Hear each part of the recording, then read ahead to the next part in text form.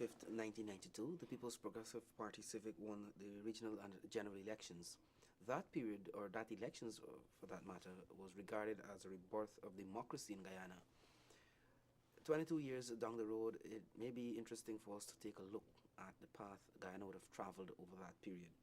Today, during this program, we want to examine the financial sector over that period. And I have with me in studio no other than the Honorable Dr. Ashni Singh, the Minister of Finance. Minister, welcome to the program. Thank you very much, Eddie. Let us reflect on the progress and the challenges that Guyana would have had over the past 22 years in terms of the financial sector. But first, maybe from a general perspective, your assessment of the past 22 years. Okay, well, first of all, let me thank you very much for commissioning this series of programs, of drawing attention to the very important story of our country's recent history. I don't believe that any objective observer could arrive at any conclusion other than that the last 22 years of Guyana's history have been a story of rebuilding and reconstructing our country from the state of utter destruction and decimation that we found ourselves in 1992. And that is evidenced in every aspect of national life, whether it is our state institutions and the restoration of the culture of democracy up to and until 1992. For the preceding 28 years, those institutions had been dismantled and democracy cast aside. Whether it is restoring our economy and rebuilding our economy, and that's a subject that I will come back to, so I probably wouldn't elaborate on that now, but in a nutshell, our economy was in a state of destruction, devastation, and had to be rebuilt. Whether it is reconstruction of the physical face of our country, the physical architecture, our roads, our bridges, our buildings, our schools, our hospitals, likewise, all of this infrastructure was in a state of dilapidation and had to be reconstructed. And so that inevitably, I believe, is the conclusion arising from an analysis of Guyana's recent history. If I were to focus, because of the constraint of time, on economic developments and go back prior to 1992 and focus, say, on the years between perhaps 20 years prior to 1992, essentially the years of PNC dictatorial rule. That entire episode, the episode of undemocratic rule by the PNC, reflected economic destruction and devastation. Every sector of our economy declined dramatically. First of all, they imposed a program of nationalization that essentially saw every foreign investor have their assets expropriated and forced out of Guyana. So the bauxite company was owned by a foreign company, that was nationalized. The sugar company was owned by a foreign company, that was nationalized. The banks, a number of the commercial banks were owned by large international banks, they were nationalized. The foreign airlines that used to travel to Guyana were essentially hounded out of Guyana, because we remember time when British Airways and Pan American Airways, the large hemispheric and global airlines used to travel to Guyana. They were all essentially Barclays Bank, all of the big banks. Royal Bank of Canada, the Canadian Bauxite Company, the Bookers in sugar.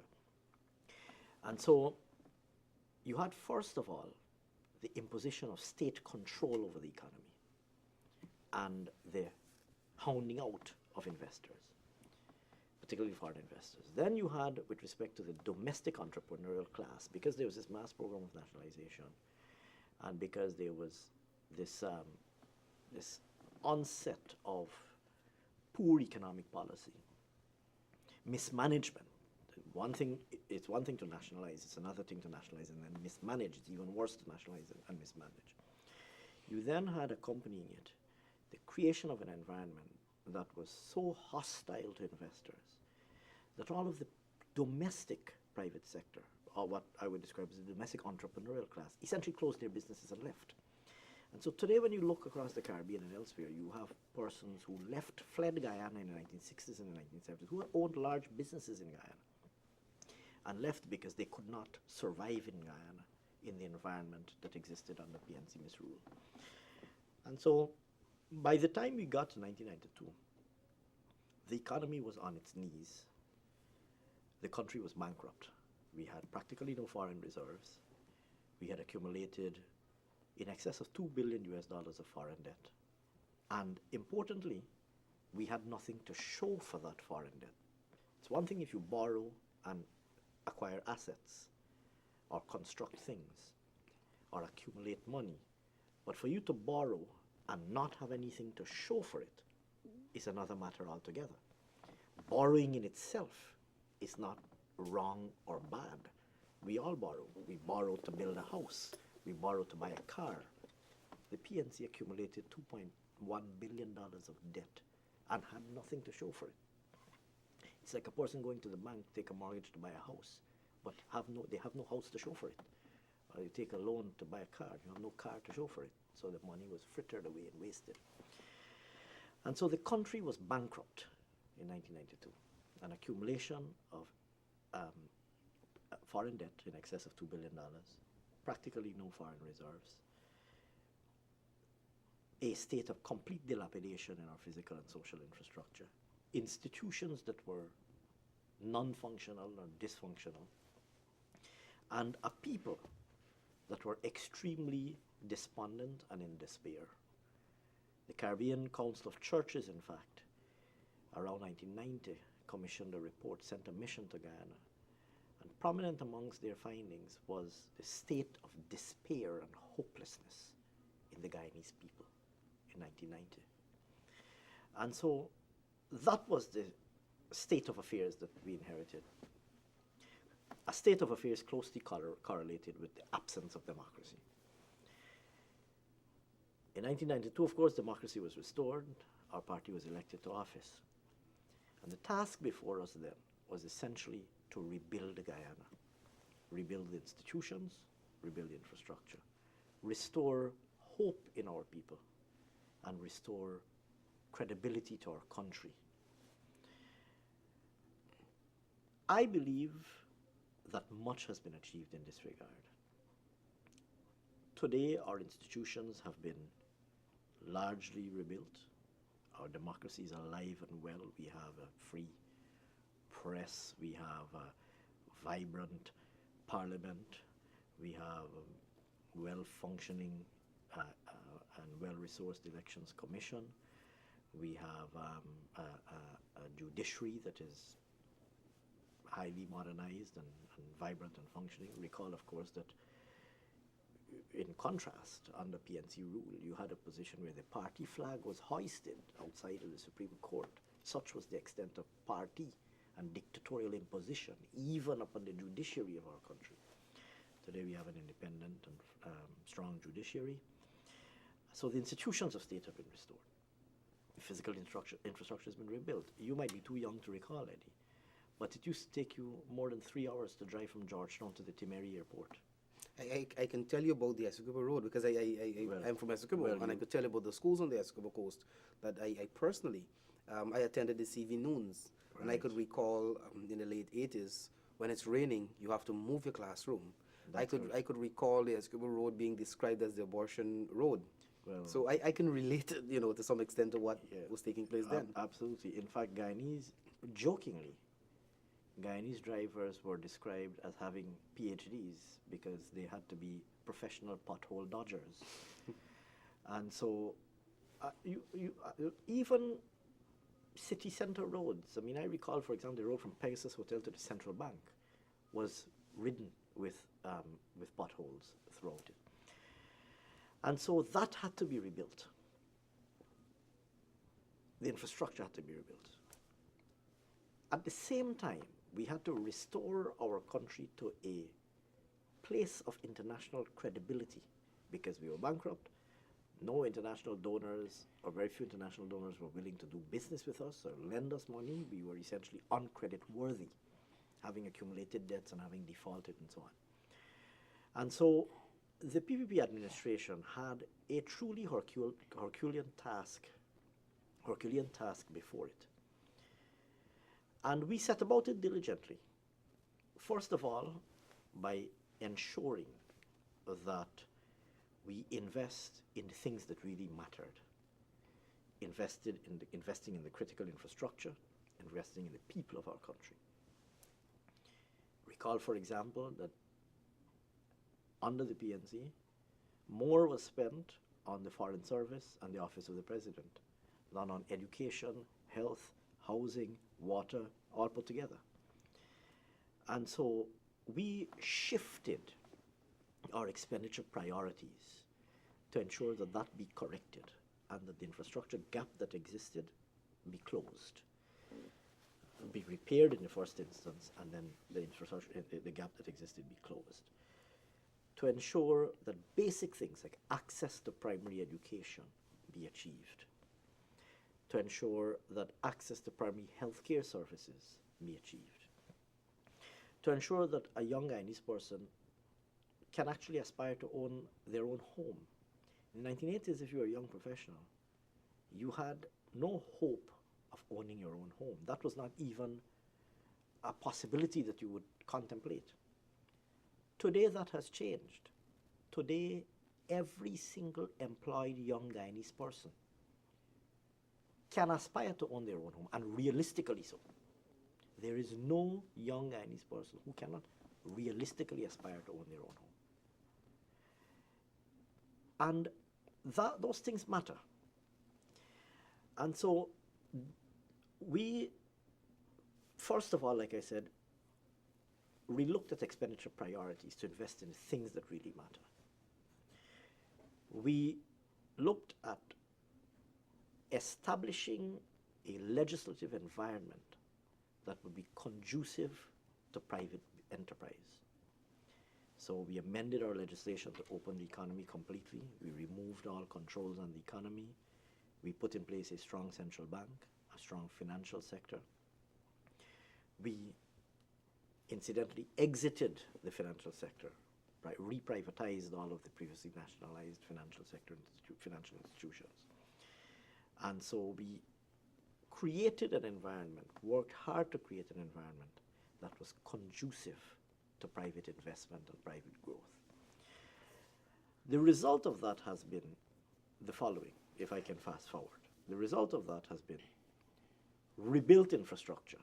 Today our roads are in, I would say, decent condition. That's not to say that every road has been fixed, but for the greater part, our roads are, in reasonably good condition. Likewise with every other aspect of infrastructure. We have also, at the same time, been able, having restored Guyana's international credibility, been able to attract investors back to Guyana. Recall that up to 1990 or thereabouts, investors didn't want to do business with Guyana. Today you have foreign companies that are queuing up to come and invest in Guyana, and that's a welcome thing. We're still, of course, competing, and we still have to compete with other destinations for investment. But today, Guyana is no longer a pariah state to the global investor, the international investor. You see, for example, a number of Canadian companies, all listed on the Toronto Stock Exchange, investing in Guyana, recognizing that Guyana is a good destination for their investment, willing to put their investment dollars in, and to develop their business. You have Canadian companies, you have an Australian company, and others. Today you have large international brands returning to Guyana. You had, for example, recently Copa Airlines, a major hemispheric airline, flying to Guyana again, recognizing that Guyana is a growth pole. You have big hotel brands like the Marriott and Ramada, recognizing that Guyana has growth opportunities, and as a result of which agreeing to brand a hotel in our country. Just to name a few, you have international franchise restaurants. Just recently I had the honor of participating in the opening of a Popeyes restaurant.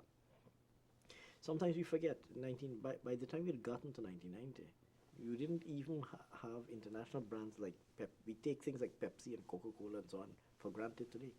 All of those had there was no foreign currency to import anything. There was no they were so all of those things had disappeared. You didn't have supermarket shelves were empty. We forget those things. Today, a Guyanese person can walk into a supermarket shelf and it is as well stocked as a supermarket shelf anywhere in the world. It has the same variety, or almost the same variety, considering the size of our market. And much of what you see on the shelves is eminently affordable to the average Guyanese person. So we've made a lot of progress in rebuilding. Now, I emphasize rebuilding because people often say, well, the Caribbean is far ahead of us. What they forget is the trajectory that we have traversed, the path that we have traveled. And I drew attention to this matter recently when I joined with the UNDP to commission the Human Development Report, the latest edition of the UNDP's Human Development Report. That report has an interesting statistic. It measures, there's a Human Development Index. It measures that index.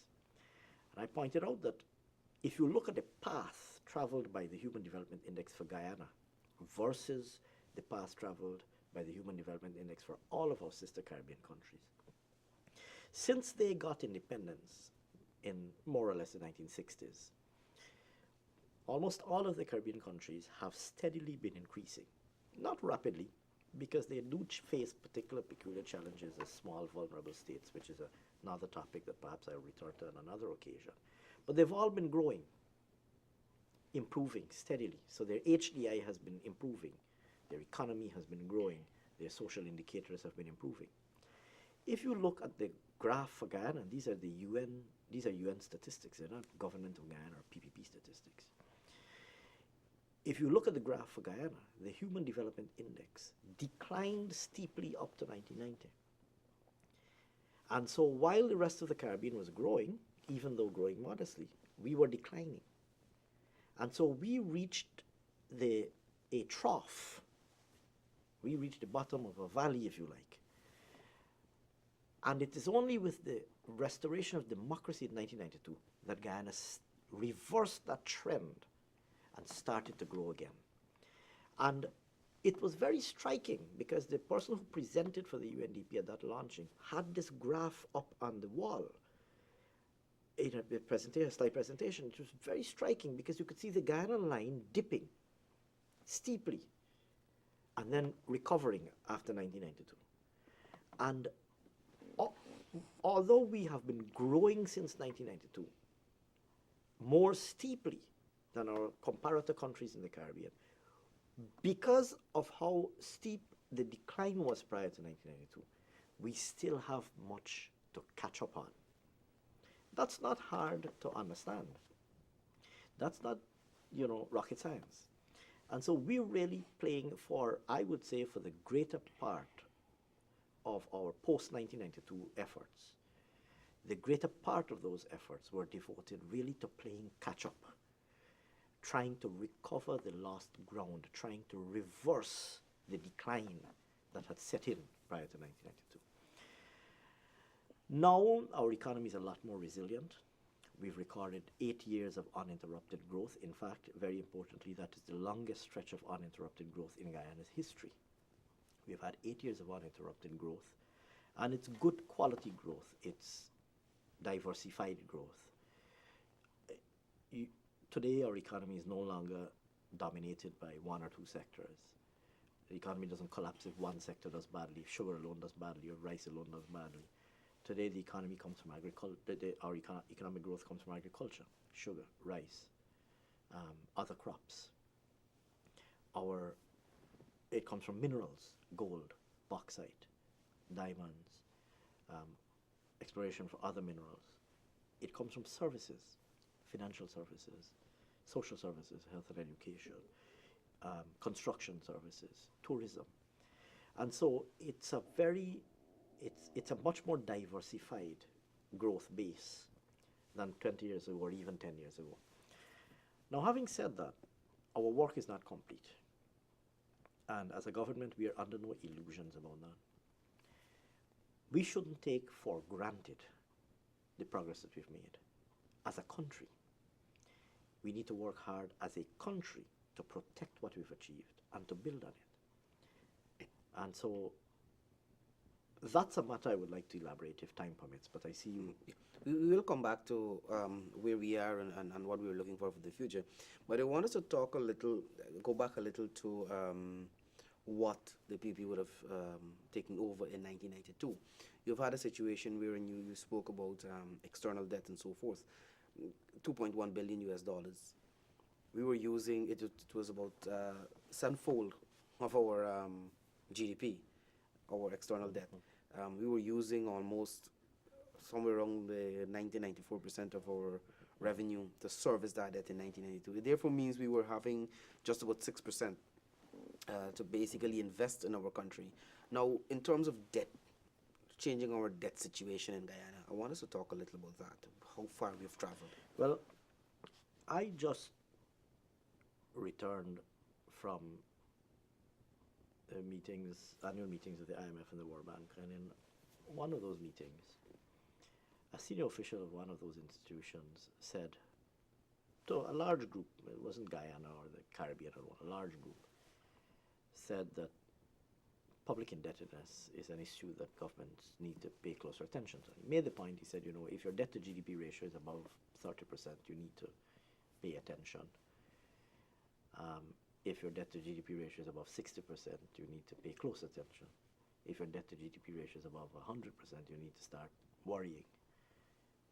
If your debt to GDP ratio is more than 150%, you need to start panicking. That was how he characterized it. I suspect that he was doing it only for illustrative purposes. I don't think those numbers are cast in concrete or stone. But I make that point to say that he spoke about panicking when your debt to GDP ratio was above 150%. Guyana was in a position where our debt to GDP ratio was almost 700%. Now, pause for a moment and reflect what that means.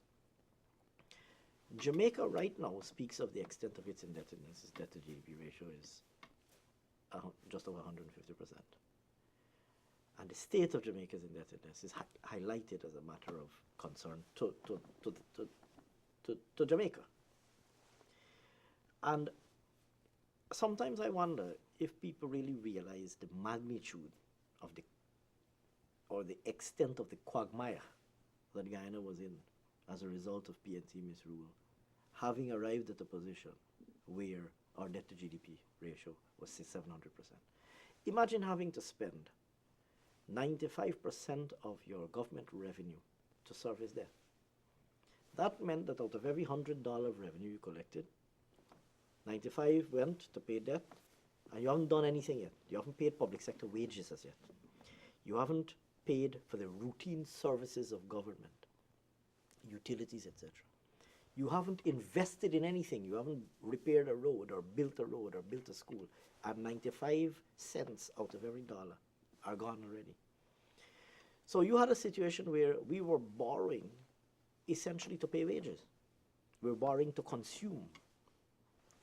And the gravity of that, I don't think is understood. Today, our debt to GDP ratio is in the vicinity of 60%. We spend less than 10% of our revenue servicing our debt. That's not a trivial accomplishment. And it took a lot of hard work. It took us repaying in excess of $1 billion of our debt. It also took a tremendous global effort at advocating debt relief. And people sometimes say, oh, well, the debt was written off. Nobody writes off your debt unless you demonstrate credibility. First of all, you have to demonstrate a responsible policy framework. You have to demonstrate that the resources that will be freed up from debt relief will be used responsibly. You have to demonstrate a track record of implementation of sound policies before you're able to qualify for debt relief. Anybody familiar with the global debt relief movement knows this. And so we had to work very hard to demonstrate policy responsibility. We had to work very hard to demonstrate sustained policy implementation. And it is only on the strength of that effort that we were able to qualify for debt relief and debt restructuring to accompany the vast amounts that we had to repay ourselves to service the debt that had been accumulated. And so, again, that's not an accomplishment to be trivialized. The reduction of our debt to GDP ratio from 700% to 60% is not a trivial accomplishment. And, you know, sometimes, I know that you will probably shift to the future shortly in terms of the questions that you will ask me. And so perhaps I will elaborate on this matter when I get there. But I will say this, that to get to the point where we are today, it took hard policy choices. And our government didn't shy away from those difficult policy choices. There were times when there might have been things that were politically attractive and politically expedient to do, but they would have undermined our long-term fiscal sustainability and our fiscal viability. We didn't shy away from making those hard choices and being frank with the people of Guyana. You know, responsible government is not only about doing what is popular today, but about safeguarding the future of your country. That is what responsible leadership is about. An irresponsible leader makes decisions that are popular today without paying any attention to what will happen tomorrow or next year or 10 years from now. Responsible leadership is about saying to the people who have put you in a position of leadership that something might appear attractive today, but it will undermine tomorrow and the future of our children. And so we need to strike an appropriate balance. And I will say this, that the PPP demonstrated as a party in government that we are about responsible leadership, striking the right balance between the demands of today and safeguarding the long-term future of our country at the same time, striking the right balance. It's interesting that you touched on making tough choices, because I know for a number of years you've been talking about, you know, being placed in a position where you have to make these tough choices. And I know many of the international institutions who would have made comments with regards to Guyana and what we've been doing and so forth would have been talking about the stringent economic policies that really and truly helped Guyana to recover from where it was. So briefly, if you can talk about some of the initiatives that you would have taken with regards not only from a legislative point of view, but from an economic point of view, to return Guyana to where the stage it's at the moment. Sure. Well, I mean, there are a number of aspects. There are really, really several things that I could point to. You know, when I speak of this sort of policy responsibility, I mean, to give you a few examples, in making expenditure choices, it would be easy to make an expenditure choice that is popular today, but that doesn't address the needs of tomorrow. What do I mean by that? Every day or every year, we have to decide on the allocation of resources. We have to make investments in the things that are important for the future of our country. So we have to build roads, we have to build new ports, we have to build new airports, because those things are important for generating the jobs of tomorrow. Those things are important for attracting investments tomorrow. Those things are important for unleashing growth potential tomorrow. So you have those investment requirements. And then you have other spending demands. So for example, things like, you know, growing the bureaucracy, employing more people in the bureaucracy, raising wages, raising pensions, spending more on things that we consume. And it's important that you strike an appropriate balance. So you hear calls, we should double pensions, for example. Now, of course, I would love to be able to double pensions. But the reality is that that's going to come at the expense of something else. And so that choice, though difficult it might be, has to be made. And it is only an irresponsible leader who will say to people, well, the government should double your pension. The problem is that doubling the pension needs to be financed somewhere. And so it's either going to be financed by taxing somebody more or by cutting back on some investment requirement that will undermine growth in the future. That's not to say doubling pension is not important, but what we need to do is to grow the economy rapidly enough that everything can be raised incrementally in real terms.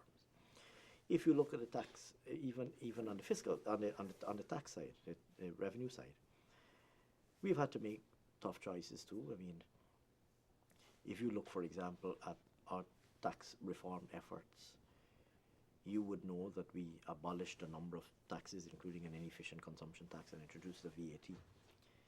The opposition has been highly critical of the VAT.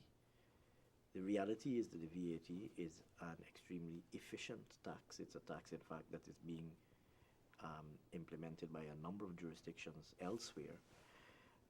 It's a tax that has generated the revenue that is required to fund the services of government and has done so effectively. It's a tax that taxes consumption, so it taxes those who consume high-value items more than it taxes those who consume low-value items or who have a more modest consumption basket. That was a difficult choice to introduce a VAT at the time that we did. The opposition was highly critical of it. But we introduced it and we stuck with it, and today it contributes very significantly to government revenue and has enabled us to reduce other taxes. It has enabled us, for example, to reduce income taxes. As you know, we have lowered the income tax rate. We have lowered the corporate tax rate. We have more than doubled in the last 5 or 6 years or so, more than doubled the income tax threshold. And so those things were able to be achieved because we managed the fiscal operations of government in a responsible manner. A reckless and irresponsible opposition would go out there and say, well, the government should be spending more on everything and should cut taxes by half. Well, the truth is, you don't need to be finance minister or a member of parliament to know that if you have your revenue and you double your expenditure, chances are you'll be heading to bankruptcy. Most householders will tell you that if I cut my income by half and I double my expenditure, very soon I'll run out of money. Most mothers running their homes would say to you, if you cut the inflows into my home by half and you double what I spend on my children and what I consume and what I eat and what I do in my house and so on, then 2 weeks into the month I will run out of money. And so a lot of these pie-in-the-sky promises that are made by the opposition are made because they enjoy the luxury of not having to deliver on those promises. So they go about making random, extravagant promises, creating in the minds of some people an expectation that these things are realistically achievable, when in fact they know that they can afford to be reckless because there is no expectation that they will be required to deliver. Our government, on the other hand, our party, has never gone out there and made lavish promises because we understand that we will have to deliver. And we take very seriously what we promise people because we would like to deliver to the people what we've promised them. And so we've always been a lot more prudent in the expectations that we create. We've been honest and frank with the people of Guyana to say progress will come incrementally, the economy will grow, jobs will be created progressively, your real incomes will rise progressively. We've never gone out there and said, well, gold will start dropping from the sky or milk and honey will start pouring out of the taps when you turn them on, or whatever most recent lavish promise has been made by the opposition. And so that's important too. Being honest with the people of our country. The PPP has always been frank and realistic about what can be achieved and what can be done. We have never said the entire country will be turned around tomorrow. We were frank. We said there's a lot of work to be done to rebuild our country. We're very frank about that. The opposition, on the other hand, like I said, enjoys the luxury of not having to deliver. So they can be extravagant and lavish, unrealistically so, in anything that they promise, because they know they don't have to deliver. In the interest of time, the Minister, I want to fast forward a little. Let us look at briefly our current situation, because we have a very uncertain political atmosphere in Guyana that is somewhat, forcing many people to think twice when making decisions. Let us briefly examine what this current situation can do to our achievements that we have worked so hard for, and um, more so, looking into the future. Well, I can say that we as a government are firmly committed to continuing the progress that our country has made. The current parliamentary configuration has, of course, complicated that. And whilst many heralded the so-called new dispensation as presenting a new opportunity of some sort for Guyana, the reality has been that the opposition's behavior in the parliament and their use of their parliamentary majority has been extremely reckless and irresponsible. Instead of being constructive, the opposition seems more intent on being obstructive. And so at every step, what you've seen is attempts to frustrate development. Whether it is cuts to the budget. I mean, if you examine the things that were cut, these are all developmental initiatives. How do you justify cutting spending on the Amerindian Development Fund or spending on Amerindian land titling? How do you justify spending on the construction of a new international airport that is so critical if large international airlines are to fly to Guyana? All of the large international airlines have said, we cannot land at Timeri. We will not land. Our equipment cannot, physically cannot land at Timeri Airport, at the Cheddi Jagan International Airport at Timeri. How do you justify obstructing the harnessing of clean and renewable energy, clean, renewable, and more affordable energy by way of the Amila Falls project? The responsibility for frustrating Amila lies squarely in the hands of the opposition. They are solely and entirely responsible for any delays to this project. How do you justify that? How do you justify refusing to pass money laundering legislation that is so critical to our country's, the integrity of our country's financial system? How do you justify that? And so our experience with the 10th Parliament has been one of an obstructive and even at times destructive opposition instead of a constructive opposition. That's most unfortunate, and we have waited and hoped that the opposition would perhaps either see the discover the merit of being responsible, or indeed be persuaded by their constituency of the merit of being responsible. Regrettably, that hasn't manifested itself as yet. And you're dealing with an opposition that really is in the business of brandishing power. All they're doing every day is making threats about what they will do and which motion they will move and which government they will bring down and who they will censure in the parliament. This is an opposition that is practicing the politics of brute force and intimidation. You see it on their in their demeanor in the parliament, brandishing the proverbial scissors like if it is a weapon in their hands. You must have seen it yourself. Your cameras would have caught it. Brandishing the scissors, proverbial saber scissors with their hands, threatening that we will cut the budget if you don't give us what you want, or we will stop this legislation if you don't give us what you want. That is blackmail politics. Trying to extract unreasonable political concessions in exchange for doing the right thing. Voting for the money laundering legislation is the right thing. Jeopardizing the integrity of our country's financial system is the wrong thing. Nothing can justify it. And by no stretch of the imagination can a responsible politician justify using the passage of money laundering legislation to extract political concessions in exchange. By no stretch of the imagination can that be described as a responsible act. In terms of quickly looking into the future, Guyana is on a platform is more or less set. for a takeoff, looking at some of the sectors we're trying to tap, your vision and looking into the future? Well, I will say this, that having spent the 22 years that we've spent, I think that Guyana is, like you say, poised really for some very positive and exciting developments. That's the reality. I think the fact that there's so many foreign investors that have invested in Guyana, let us not forget that the groundwork has been laid for large-scale gold mining, whether it is Guyana Goldfields at Aurora or ETK Sand Springs at Toroparo, whether it is Reunion Manganese at Port Kaituma or First Bauxite at Bonansica, whichever it is.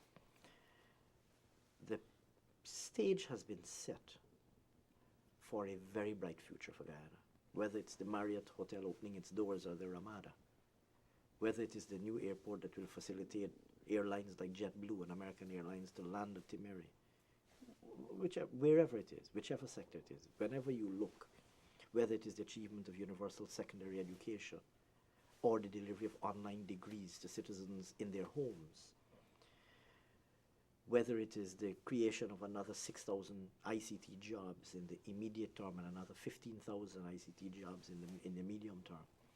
The stage has been set for a very bright and exciting future. What has to happen is we need to have a more functional, a less dysfunctional parliament. And I really hope that this dysfunctionality that exists in the parliament resolves itself very quickly, through whichever means. I really hope that it resolves itself. Thus far, it has not frustrated growth in Guyana. But I don't know for how much longer we can hope that investor confidence will remain as strong as it is in Guyana. You know, we need constantly to bear in mind, these things affect ordinary Guyanese people. It's the average Guyanese person that will be employed by those investors when their projects come on stream. So it's their future, their livelihood, our future, our family, our neighbors, our communities. It's people who live in our villages, whose lives hold great promise if these new investments materialize. And I really do hope that the people of Guyana are able to persuade the opposition to be more constructive as we resume Parliament and embark on the remainder of this 10th Parliament, however long that proves to be. Honorable Dr. Ashni Singh, I want to thank you very much for joining us today. I know the time was short for you to really examine our successes in the financial sector over the past 22 years. So I want to thank you very much for joining us in studio today, and I want to thank you very much for joining us at home. Of course, our discussions were focused on October 5th, 1992, when what was heralded as the rebirth of democracy in Guyana and the progress we would have made over the past 22 years or so of the PPP civic and government. Of course, the tagline of our discussions so far in this series is from poverty to prosperity, and we will continue to have this sort of discussion during the course of, or the remainder of this month. So again, I want to thank you very much for joining us.